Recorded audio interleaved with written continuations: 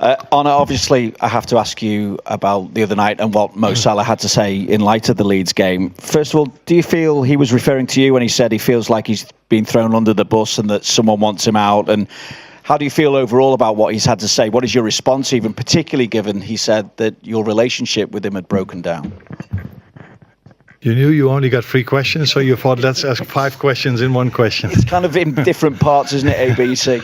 So now, which question would you like me to answer first? Well, do you feel he was referring to you when he talked about being thrown under the bus? And the only one who can answer that question is Mo himself, so I can guess, but I don't think that's the right thing to do in this moment of time. So it's hard for me to tell who he means in that situation, to be honest. So have you spoken to him then, and how do you feel about what he's had to say overall as well? Again, going back to the fact that he said that your relationship with him had broken down.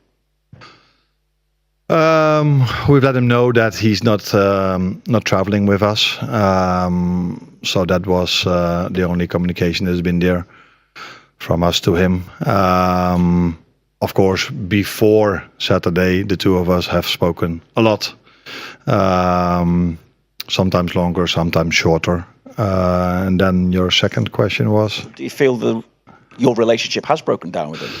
No, that's not the way I feel. But he has the right to feel how he feels things. I haven't felt that at all till Saturday evening for sure, because I think when I didn't play him anymore, usually players don't like the manager then that much, but he was very respectful to my staff members, to his teammates, and he trained really hard. So to an extent it was a surprise for me that when I heard after the game that he gave the comments he gave. But as I said, it's not the first and not the last time that when a player doesn't play, he I'm not sure if he was emotional or not, but that he says something something similar to what he did. But I think my reaction to that is also clear, and that's that he's not here with us tonight. Will he be considered for selection against Brighton at the weekend? And what will it take to resolve this situation long term now? No, I think we are sitting here on an evening before a big game, a big fixture for us, Inter Milan. And there was only now maybe 36 hours between the moment we've conceded the 3-3 against Leeds and the moment I'm sitting here now. And I think you can understand as well that I've tried to prepare my team in the best possible way for the game tomorrow evening. So the most thoughts I had are about tomorrow. And in the meantime, we've decided what I just said, not to take him with us to this game. And after tomorrow, we will look at the situation again. Richard.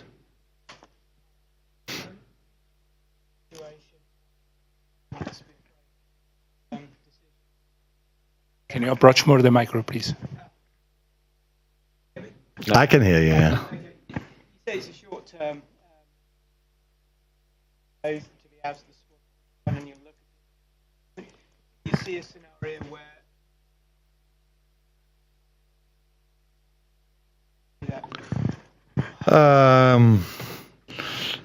I'm a firm believer that there's always a possibility to return for a player. So, but that's not. So yeah, I can leave it with that, I think.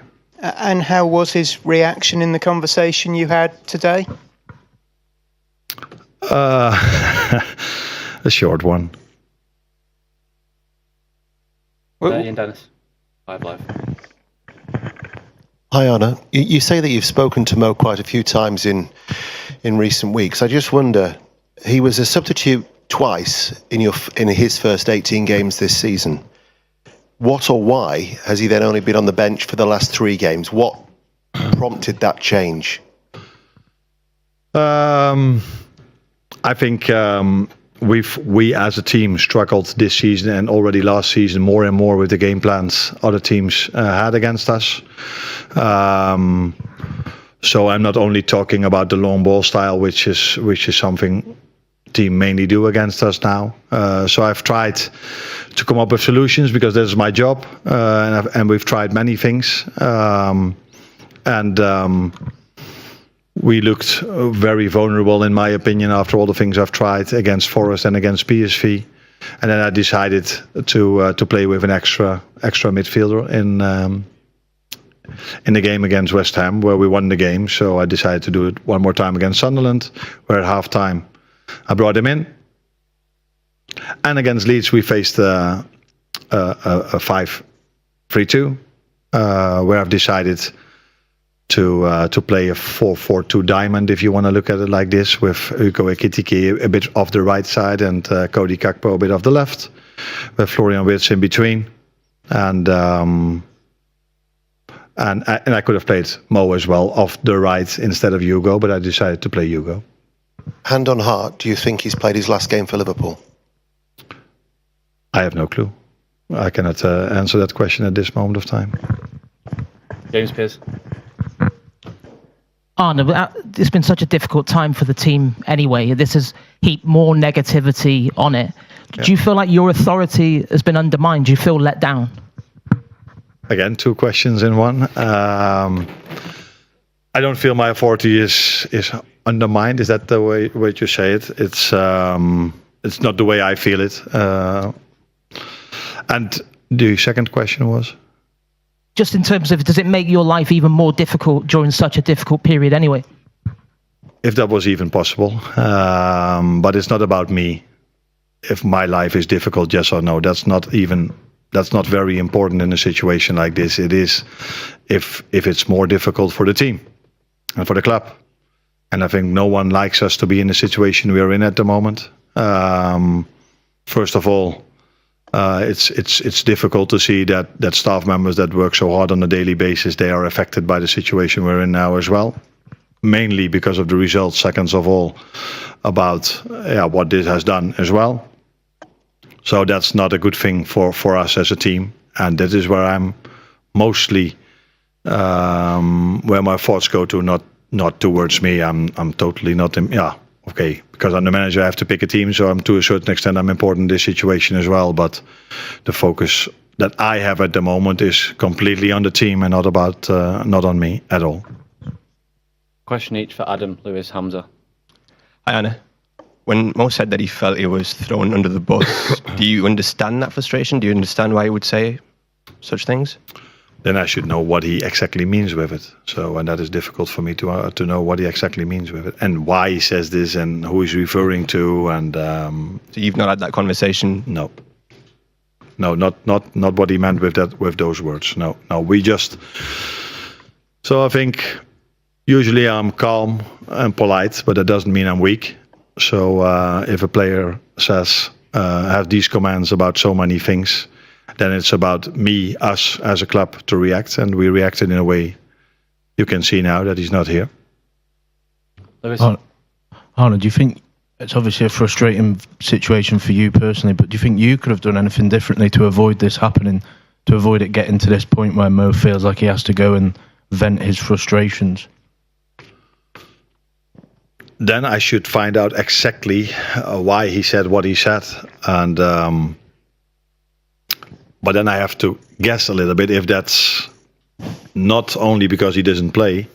Then the answer to your question could be just play him every single time. But maybe that's not the reason why he said what he said. Maybe there's something else why he has this opinion. But if it is, but that I don't know. Is it about me not playing him? Yeah, then the answer could be what could I have done differently playing him.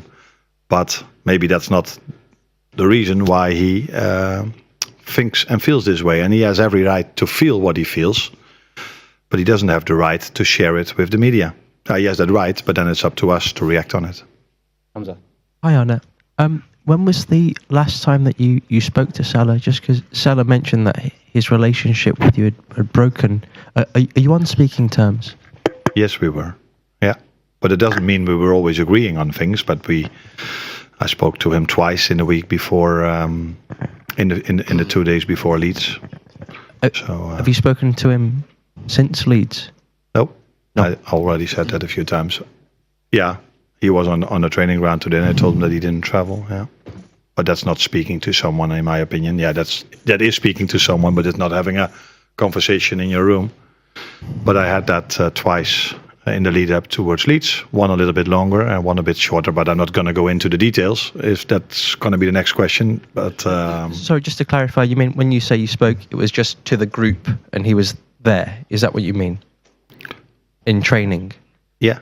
Yeah, but not specifically like. Yeah, I communicated towards him that he wasn't traveling. Yeah. Thank you. Guys, I think we should finish questions on Mo. We've done 10 minutes on Mo, so if we could focus on the game now. So at the front on the game. Just the last one. No, not on Mo. On the game. Okay, so let's pass to the game. Coach, to face a team like Inter with so many winning streak, what's the challenge between that for a team that is having a tough time like yours? That we face a very good and strong team that has done really well this season in the league and in the Champions League. That has been a big force in the Champions League for the last 3 seasons.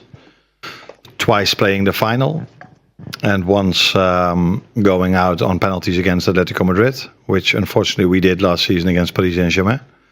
So, we know we are going to face a very strong team tomorrow, and that's always the biggest challenge there is in a game. It's always the team you face and the individuals you face, and they have a very disciplined team, a very experienced team as well, and a lot of quality.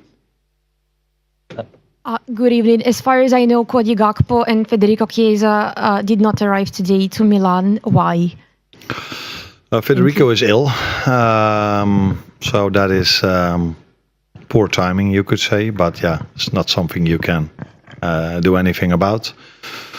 So we are monitoring his situation. If he has an amazing recovery, which we doctors don't expect, he might travel tomorrow. But let's have a fair expectation. That's not what I expect.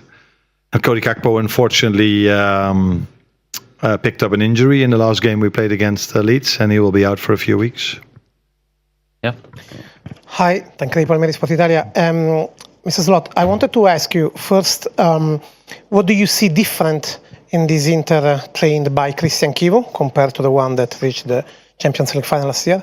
And then listening to your answer, if you can be more specific on the illness of Federico Chiesa, I mean, why is injury? Well, it's difficult to be more specific. I don't know if anyone wants to hear what he exactly has. But he came in this morning. We'll speak to you after. Yeah. And yeah. So he's ill. If you're very interested in what he exactly has, then yeah. And the other question was, if there I see more similarities than differences. So same system. I think I'm correct if I say all of them the same players. Am I correct then? Almost. What I expect as a starting lineup, let's put it that way. As a starting lineup, yeah, definitely. Yeah. So probably he did a few things he brought into the team himself, but I think the way they press high up the pitch, lower up the pitch, I see more similarities than I see differences between Inzaghi and Chivu. But I think it's quite normal if you take over a team that plays the Champions League final, and then there's every reason to keep doing what you are doing, in my opinion. The middle. Good evening, Filippo Conticello, Gazzetta dello Sport. What do you think about Christian Chivu, a young coach that is growing a lot in this season, and his football style in this new Inter? Yeah. Now, well, if I think about Christian Chivu, I think about the player because he played at Ajax. I even think I played against him.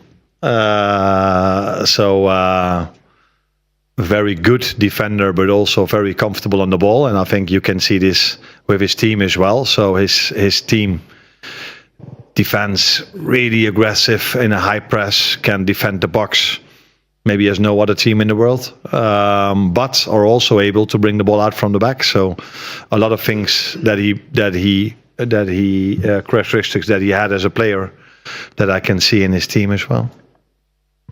Last question at the back.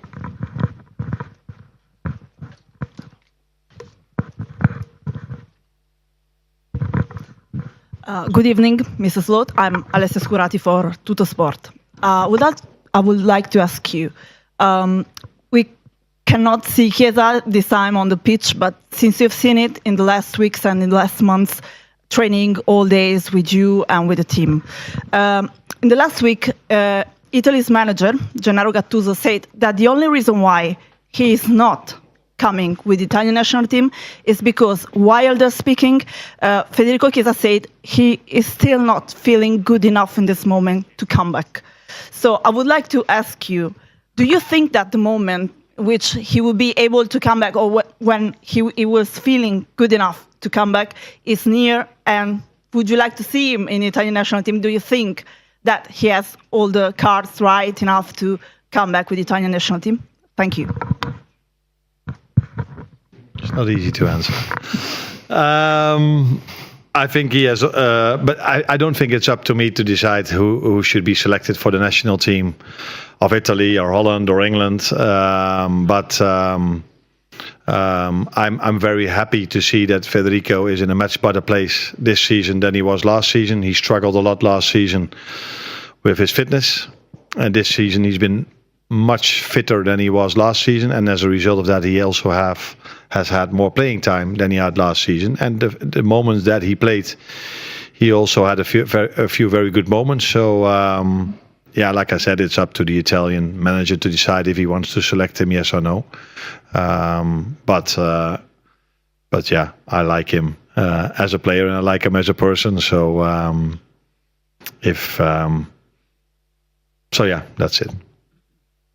Thank you very much, guys. Yeah.